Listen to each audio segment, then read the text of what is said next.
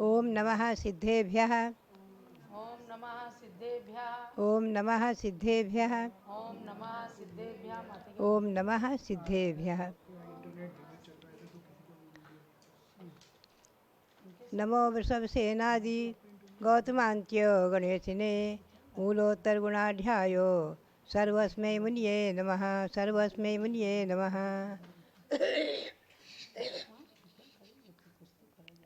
जितने भी महामुनि आचार्य उपाध्याय साधु हैं सबको नमोस्तु करते हुए मेरे सामने है श्री कुंद कुंद स्वामी का मूलाचार, जो कि वीर संवत 2484 में छपा है और इसका हिंदी अनुवाद होकर के आचार्य श्री शांतार महाराज की प्रेरणा से छपा है। 24 वीर निर्माण संवत 2484। आज है वीर निर्माण संवत 2546। तो ये ध्यान में रखना है कि इसको लेकर के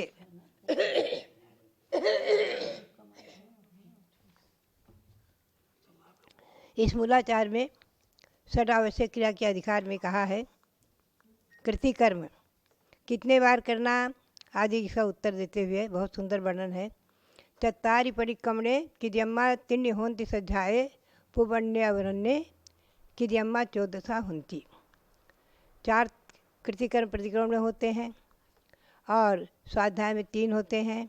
ऐसे पुराण अपराण आदि के कृतिकर्म 14 और टीकाकार ने फिर इन्हें 28 कृतिकर्म में विभक्त किया है कि 4 बार के स्वाध्याय में 3-3, एक बार के स्वाध्याय में 3-3 हो गए तो 4 बार के स्वाध्याय में 12 हो गए और 2 बार के प्रतिकोण दैवसिक और रात्रि के प्रतिकोण में 4-4 हुए तो 8 हो गए। और पुनः इसी के अंतर्गत देववंदना में त्रिकाल देववंदना में 2-2 काव्य सर्ग हैं चैत्य भक्ति और पंचगुरु भक्ति के, तो 6 हो गए और रात्रि प्रतिष्ठापन निष्ठापना के 2, तो कुल 28 कृतिकर्म का इसमें हिंदी टीका में अच्छी तरह से खुलासा किया है हिंदी टीकाकार ने। आगे उसी कृतिकर्म का लक्षण भी बताया है। दोर्णदम जहाजादम वारसावत्तमेव च चतुस्थिरम तिशुद्धम च किर्यम्मम पौंजदे, जिसमें 2 बार प्रणाम और 12 आवर्त 4 शिरोन्नति होती हैं, वो कृतिकर्म कहलाता है। तो कृतिकर्म पर हमने एक दिन प्रकाश डाला भी है और आप लोगों को मालूम भी है। अब मैं ले चलूँ आपको आज सामायिक विधि की ओर।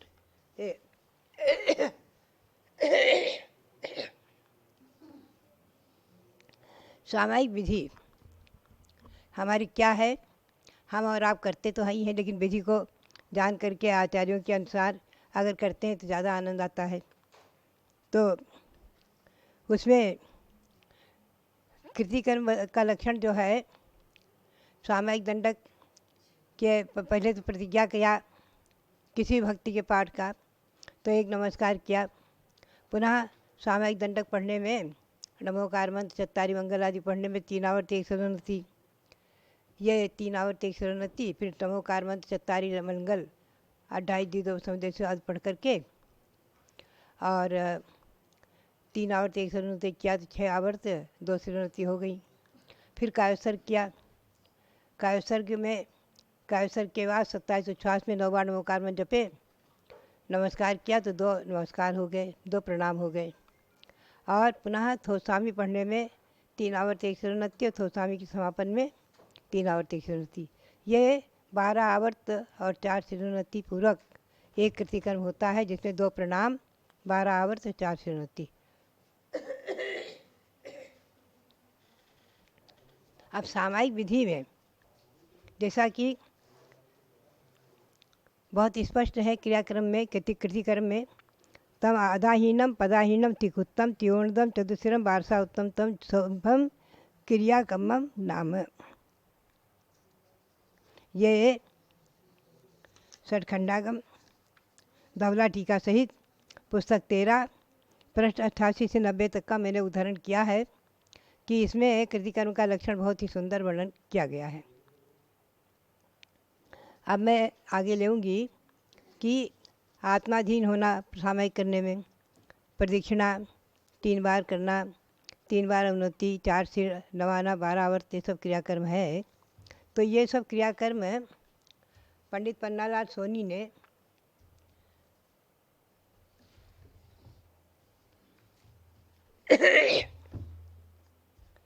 जो क्रियाकलाप छपाया था, ये भी जो है क्रियाकलाप कब छपा है आप देखेंगे तो ये भी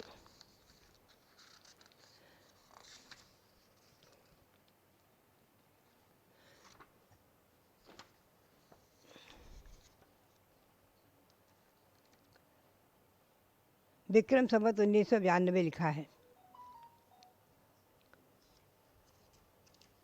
और विक्रम संवत 1991 का मेरा जन्म है, यानी 85 वर्ष पहले का है।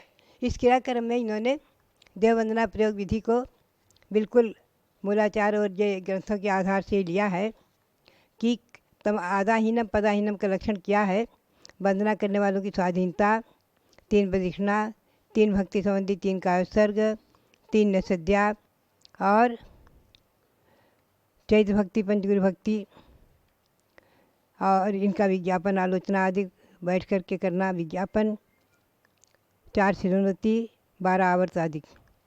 तो इसमें जो है सबसे पहले आता है निश्चय निश्चय निश्चय बोल करके मंदिर में प्रवेश किया। दर्शम जिनेन्द्र भवनम भवतापहारी आदि बोल करके 43 की प्रदक्षिणा, जिसमें जिन मंदिर की प्रदक्षिणा देने का है वहाँ जिन मंदिर की प्रदक्षिणा दे ली, और नहीं है तो भगवान के सामने नमस्कार करके ईर्यापस दोष विशुद्धि हेतु पहले प्रतीक होता है ईर्यापस शुद्धि, परिक्माय बनते ईर्याव्याय विराहणाय अनागुत्य गमने निगमने, ये पाठ पढ़ा जाता है। तो ये पूरा पाठ पढ़ करके परिक्माय बनते ईर्यापस शुद्धि पाठ 9 बार नमोकार में जपे। पुनः गवासन से बैठ करके ईर्यापथे प्रचलता मया प्रमादा दे केंद्रीय प्रमुख जीवनिकाय बाधा आदि पढ़ करके ये आलोचना किया। आलोचना करने के बाद में यह है भगवान नमोस्तु प्रसिद्धंतु प्रभुपादा बंदी से हम ऐसो हम सरसावत योगात वृत्तोस्मी, ये कृत विज्ञापना प्रतिज्ञा की। आज पौराणिक पुराचार्य सकलक्रम छात्रम भाव पूजा वंदनास्त सवेतम चैत्र भक्ति काव्य सर्गम करो में हम पौराणिक देव वंदना क्रियायाम। पौराणिक देव वंदना में ये प्रतिज्ञा किया, नमस्कार किया। फिर नमो रिहंताणम से लेकर के और नानानु दर्शनानु चरितानु सदा क्रियम क्रियम आदि ताव कालम पावकुमम दुचर्यम बोस्त्रामी तक पाठ पढ़ लिया। ये सामायिक दंडक कहलाता है। यही कृतिकर्म के लक्षण में इसको दिया है। मूलाचार की टीका में भी दिया है वसुनंदी आचार्य ने कि सामायिक स्तव पूर्वक, सामायिक दंडक पूर्वक जो स्तव किया जाता है उसमें 3 आवर्त, 1 शिरोन्नति आदि और अंत में की जाती है। ये 6 आवर्त और 2 कृतिकर्म हो जाते हैं। पुनः काव्यसर किया, पुनः थोसामी हम जनवरी आदि पाठ पढ़ा।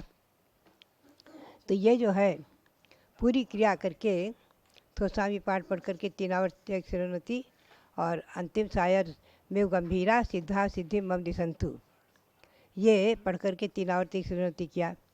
पुनः देव वंदना में मुखलित हाथ जोड़ करके जयत भगवान हेमा भोज प्रचार विजृंभिता, ये चैत्र भक्ति पढ़ी जाती है। पूरी चैत्र भक्ति पढ़ करके चाहे संस्कृत पढ़ें चाहे उसकी हिंदी पद्यानुवाद भी पढ़ सकते हैं। चैत्र भक्ति पढ़ के अंतरिका पढ़ने में गवासन से बैठ करके अंतरिका पढ़ी। तो ये देव वंदना यानी सामायिक विधि। तो बहुत स्पष्ट लिखा है मूलाचार में, टीका में वसुनंदी आचार्य ने लिखा है कि सामाय्यम नाम, और मूलाचार जो ज्ञानपट से प्रकाशित है पृष्ठ 29 पर लिखा है देव वंदना करणम च त्रिकाल देव वंदना करणम च तत्सामायिक व्रतम भवति। त्रिकाल देव वंदना करना ही यही सामायिक विधि है, ऐसा स्पष्ट किया है। त्रिकाल देव वंदना करना ही सामायिक है। तो अब ये हमें ध्यान देना है कि चैत्र भक्ति पढ़ लिया, चैत्र भक्ति पढ़ के अंतरिका करके पुनः नियम किया, इसमें सब दिया है। हिंदी अनुवाद भी पंडित पन्नालाल जी ने किया हुआ है। फिर पंचगुरु भक्ति पढ़ा, पंचगुरु भक्ति पढ़ के मणिनाइन दिशोधरी सत्य आदि पूरी विधि करके, तो इसमें लगभग 20 मिनट, कम से कम 20 मिनट, अधिकतम आधा घंटे लगता है बस आराम से करने में। और इसके 32 दोष माने हैं, कायस्वर की 32 दोष माने वंदना के मूलाचार में, उनको टाल करके करना चाहिए जो भी है। खैर, तो ये सामयिक विधि हुई। फिर समाधि भक्ति पढ़ के समापन किया। अनंतर इतनी ही सामयिक विधि नहीं है, ध्यान रखने का है हमें और आपको। ये तो देववंदना विधि पढ़ना ही है सामयिक में, त्रिकाल सामयिक में। त्रिकालम देववंदना करनम च, जैसा कहा है 3 काल में देववंदना करना है। लेकिन उसके साथ में जघन्य सामयिक है हमारी 48 मिनट की, कम से कम 2 घड़ी की। उत्कृष्ट है 6 घड़ी की। तो जघन्य सामयिक 48 मिनट की पूर्ण करने में लिखा हुआ है अनगार धर्मामृत में कि यथावकाश आत्म ध्यान आदि करे। तो उसमें ध्यान, ओम का ध्यान, ह्रीम का ध्यान, पिंडर से ध्यान, कोई भी ध्यान करते हैं, अथवा नहीं ध्यान करते हैं तो माला फेरते हैं। नमोकार मंत्र की माला, शांति मंत्र की माला, श्री चक्र मंत्र की माला आदि माला जप लेते हैं। तो बात यह है 48 मिनट तक जो हमें जघन्य सामयिक करनी होती है त्रिकाल में, तो इसकी जो विधि है, इस विधि से हमें और आपको सामयिक करना ही चाहिए।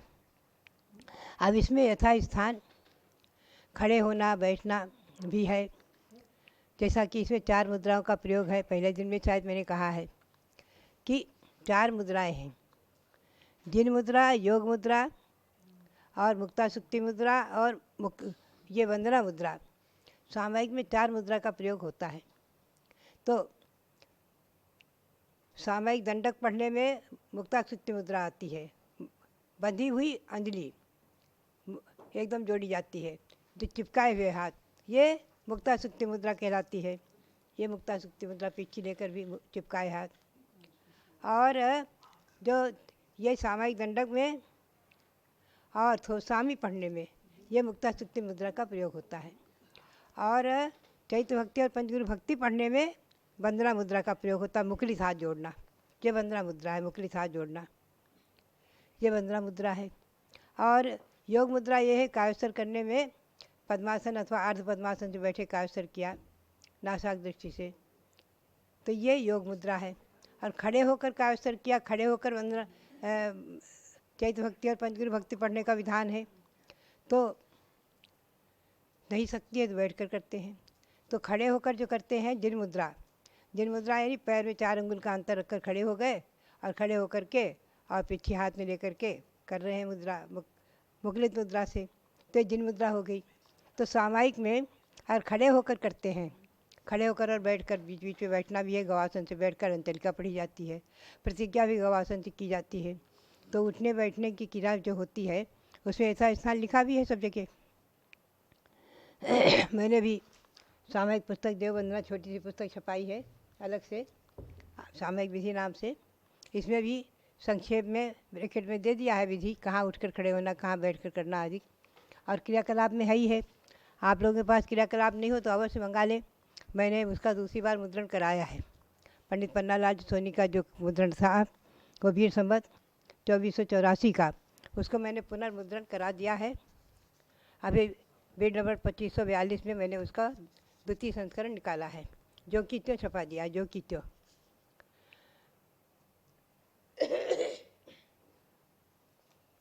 आप लोगों को अवश्य इसको उपलब्ध करा लेना चाहिए। मैं तो कहूँ कि रविंद्र कीर्ति जिससे कि आप सब साधुओं को इसको अवश्य पहुँचाएँ। तो बात यह है कि हमारी सामयिक विधि यानी देववंदना विधि तीनों काल में अगर व्यवस्थित और अच्छी चलती है, तो अगर खड़े होकर और बैठकर भी करते हैं सकती है तो बहुत आनंद आता है। और नमोकार मंत्र जपने में अगर श्वासोच्छ्वास पूर्वक जपते हैं हम तो प्राणायाम भी हो जाता है, और उठने बैठने में थोड़ा योगा भी हो जाता है हल्का फुल्का। तो बात यही है कि हमारी जो निसर्गता क्रियाएं हैं, ये आचार्यों ने जो वर्णित की हैं, ये शरीर को भी स्वस्थ रखती हैं, मन तो स्वस्थ रहता ही है, वचन भी स्वस्थ होते हैं। और 32 दोष और ये टाल करके जो पढ़ी जाती है, लिखा है कि न अधिक ज़ोर ज़ोर से उच्चारण करें, न धीरे धीरे, मध्यम गति से उच्चारण होना चाहिए आदि। और छंदों का ज्ञान करते हुए शुद्ध उच्चारण हो, व्यंजन शुद्धि, अर्थ शुद्धि, उभय शुद्धि आदि पूरक।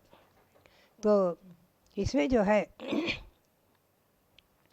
इन चारों मुद्राओं का प्रयोग जो होता है तो आनंद तो आता ही है, कर्म की निद्रा विशेष होती है।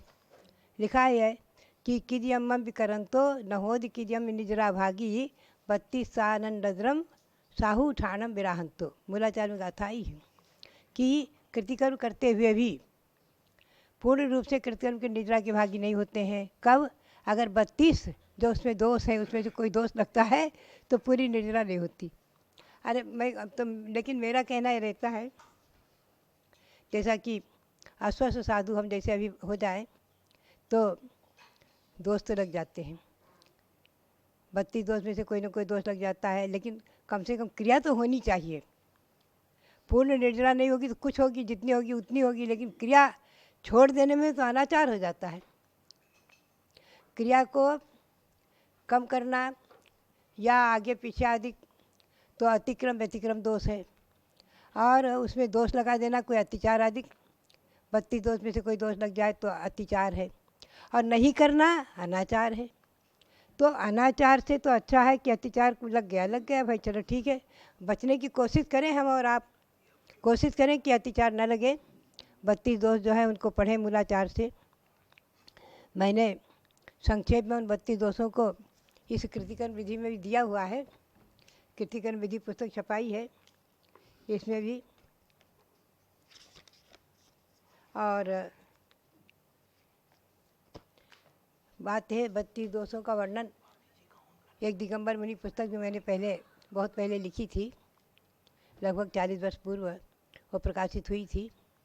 उसमें भी 32 दोष, ये आहार के 46 दोष, 32 अंतराय और सामयिक वंदना के 32 दोष, कायसर के 32 दोष आदि, इन सब का वर्णन मूलाचार के आधार से ही लिखा है। ये मूलाचार श्री कुंदकुंद देव का है। मैंने जो इसको पाया कि भले ही भट्टिकेर स्वामी का नाम लिखा हुआ है, लेकिन जो मूलाचार आचार्य श्री सांसार महाराज की प्रेरणा से और दक्षिण में छपा है आचार्य महाराज की आज्ञा से 2484 में, तो ये जो है मूलाचार बिल्कुल जो कि तो वही मूलाचार वही गाथाएँ भट्टिकेर स्वामी के मूलाचार और गाथाओं में हैं। बसवनंदी आचार्य की टीका है, कहीं कुछ गाथाएँ कमती बेसी हैं, बात अलग है। तो समय सार में भी है, समय सार में भी अमृतन सूरी की टीका में गाथाएँ कम हैं, जयसेनाचार्य की टीका में गाथाएँ अधिक हैं। ये मैंने समय सार में और नियम सार में और मूलाचार में पाया है। तो बात यही है कि इससे कृति एक ही है। ये भट्टिकेर स्वामी के नाम से छपा है। भट्टिकेर नाम दीनदास फटकुले शास्त्री थे, जिन्होंने ये आचार्य सांसार महाराज की आज्ञा से ये मूलाचार कुंदकुंद स्वामी का छपाया। तो उन्होंने बहुत स्पष्ट लिखा है कि भट्टिकेर का अर्थ है वृत्तिकार। इन्होंने षटखंडागम पर 3 खंड पर जो वृत्ति टीका लिखी है, आज उपलब्ध नहीं है कुंदकुंद देव ने, तो ये भट्टिकेर वृत्तिकार कहलाए। जो भी हो वो एक ही है, बसवनंदी आचार्य की टीका, और उनको दीनदास फटकुले को मिली थी कोई कन्नड़ टीका। और इसमें मूलाचार में अंत में लिखा हुआ है, बसवनंदी आचार्य ने स्वयं लिखा है कि कुंदकुंदाचार्य कृत टीका बसवनंदी आचार्य के द्वारा पूर्ण की गई, उसमें लिखा हुआ है।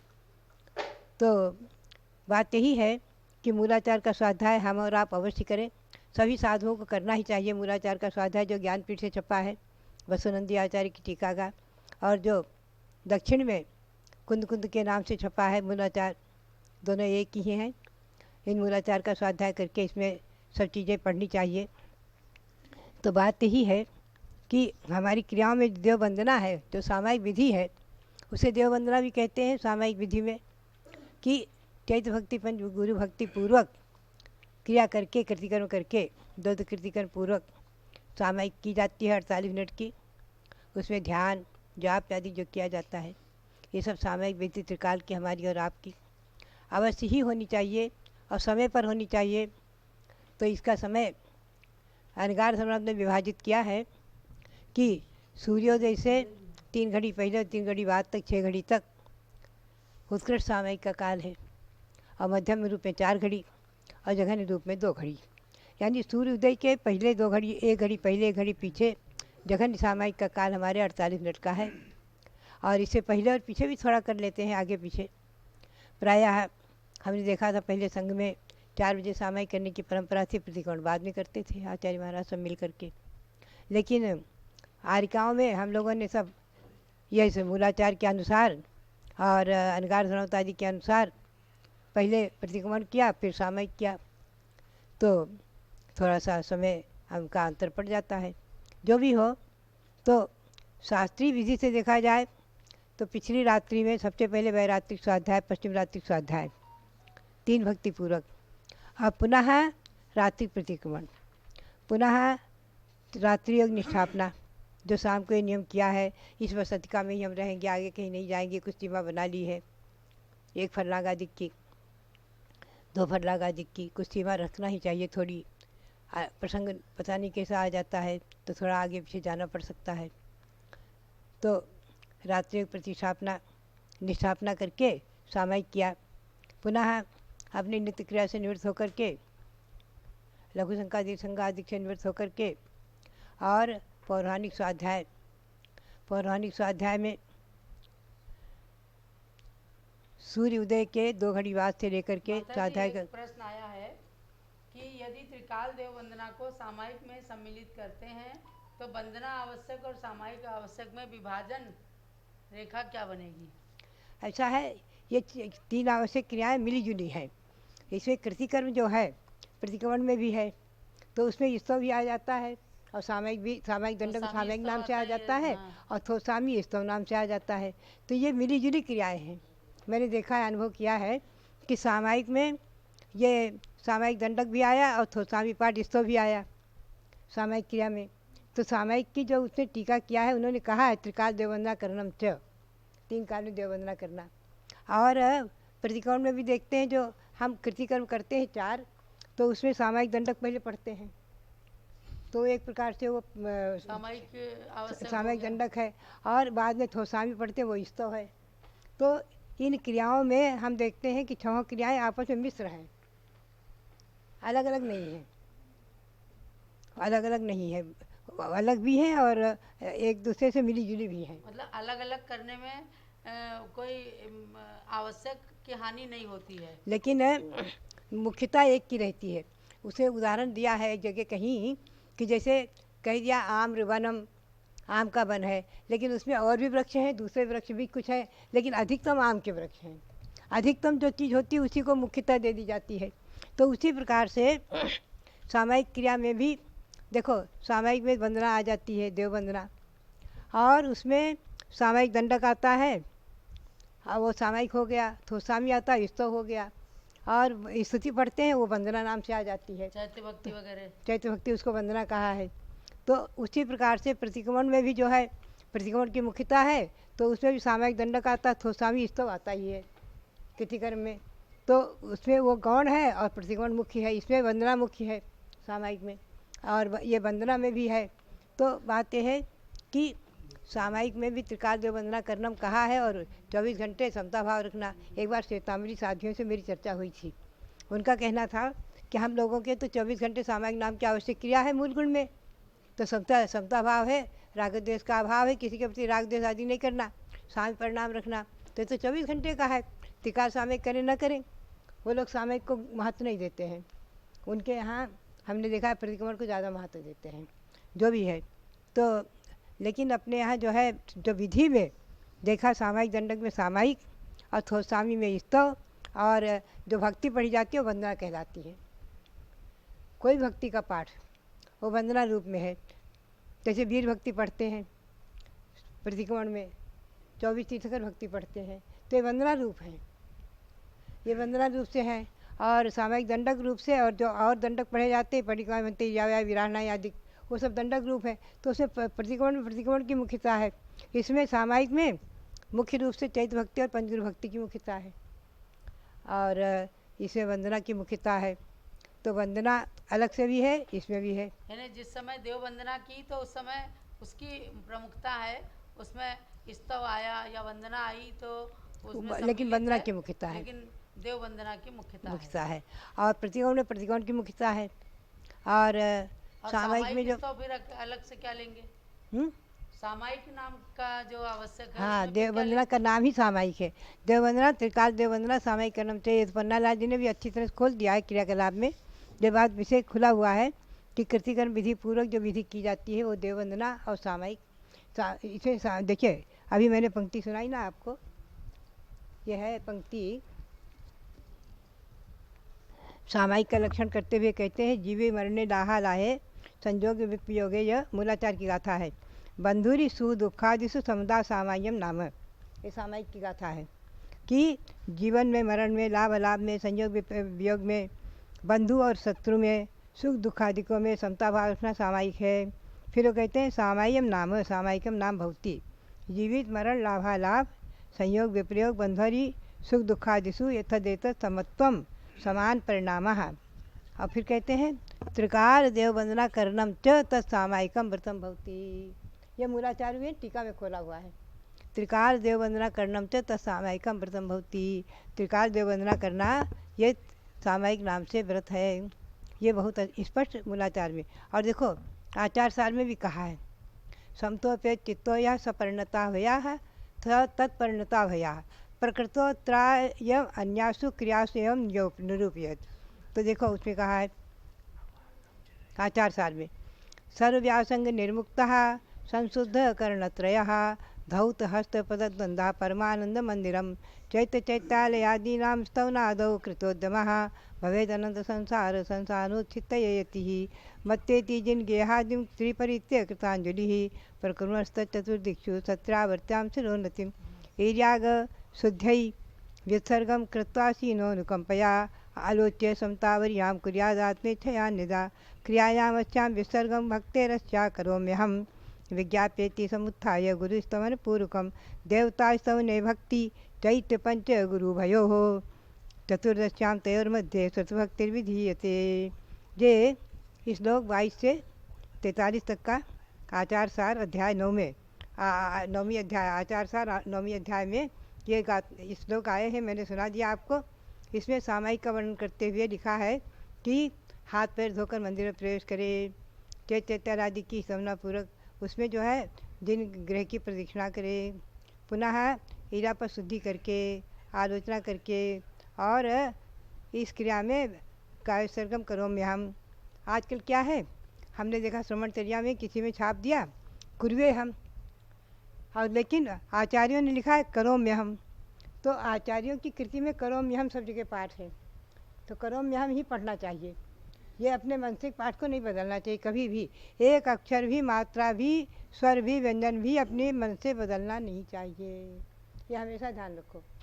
तो इसलिए इसमें देखो है क्रियायाम अस्याम विसर्गम भक्ते है अस्याह करो में हम विज्ञाप्यति समुत्थाय गुरुस्तवन पूर्वकम, इस प्रकार के विज्ञापना करके उठकर खड़ा हो, पूरा गुरुस्तवन पूर्वक नमो अरिहंताणम नमो सिद्धाणम आदि पढ़ करके देवता स्तवने भक्ति, देवता के स्तवन में भक्ति चैत पंच गुरु हो, चैत गुरु भक्ति और पंचगुरु भक्ति पढ़े।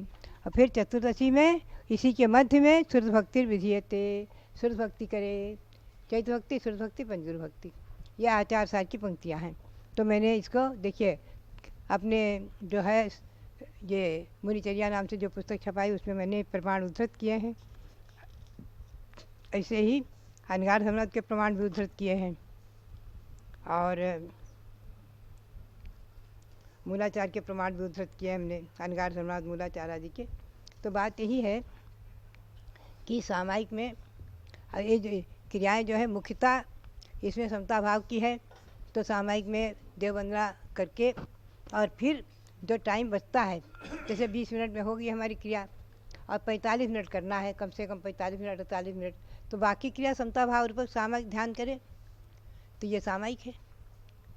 ध्यान करना एकदम ध्यान में मग्न होना अधिक, और इसमें कायोसर्ग भी आ गया, देखिए इसमें कायोसर्ग आ गया, और सरसावत योग से मैं निवृत्त हूँ तो प्रत्याख्यान भी आ गया, छहों आवश्यक क्रिया इसमें गर्भित हो गई, प्रतिक्रमण भी आ गया, प्रत्याख्यान भी आ गया, सामायिक भी आ गई, देव वंदना भी आ गई, चतुर्थ जिस्तो भी आ गया, और वंदना सामायिक सब क्रियाएँ छहों क्रियाएँ इसमें गर्भित हो गई।